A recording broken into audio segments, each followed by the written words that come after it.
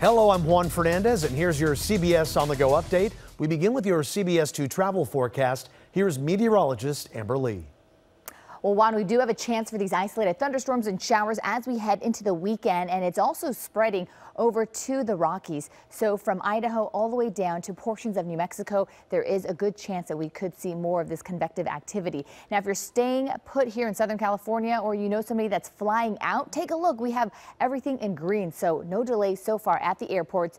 But here in Southern California, the humidity will start to increase. Temperatures will also start to go up as we head into Sunday because we have two pressure gradients, that is, funneling in more of this monsoonal moisture coming in from Mexico. So a better chance for widespread thunderstorms and showers as we head into Sunday. Back to you. Thanks, Amber. Hurricane Harvey left hundreds of thousands of cars, SUVs and trucks underwater in Texas and the Gulf Coast. Authorities are warning that some of those flooded, damaged cars could end up back on the road. Nikki Batiste reports. This racetrack outside of Houston has become a refuge for thousands of vehicles flooded when Hurricane Harvey hit the Gulf Coast.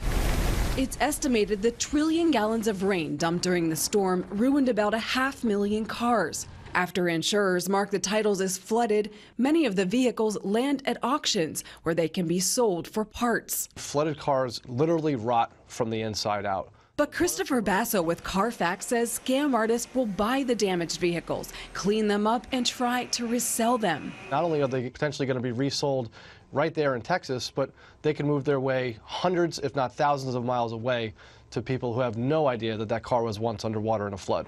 It is illegal to sell flood cars as long as the damage is disclosed on the title, but sometimes it's not, and shady sellers can even forge documents. Even if the car has been cleaned up and it seems to run fine, a year from now, that corrosion that started to build up inside can come back to haunt you. AAA's car doctor John Paul says used car buyers should always look for signs of flooding, like a musty odor, rust, and watermarks and dirt on the seats and seat belts. Use all your senses when you go to see the car.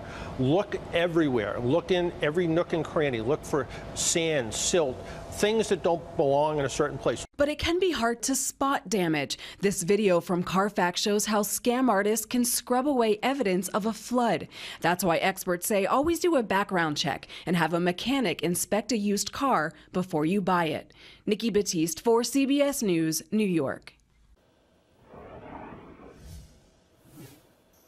Now here's your CBS On The Go sports. The Dallas Cowboys got some big news on Friday. A federal judge granted an injunction that will allow Cowboys running back Zeke Elliott to possibly play the full season. Elliott was suspended 6 games by the league over a domestic violence case that he was involved in.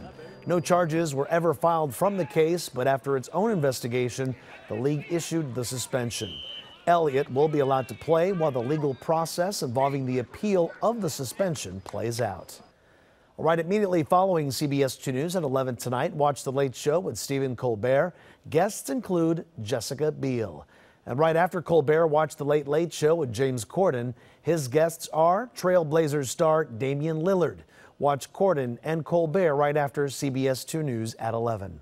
And that's your CBS On The Go update. Remember, we're always on CBSLA.com.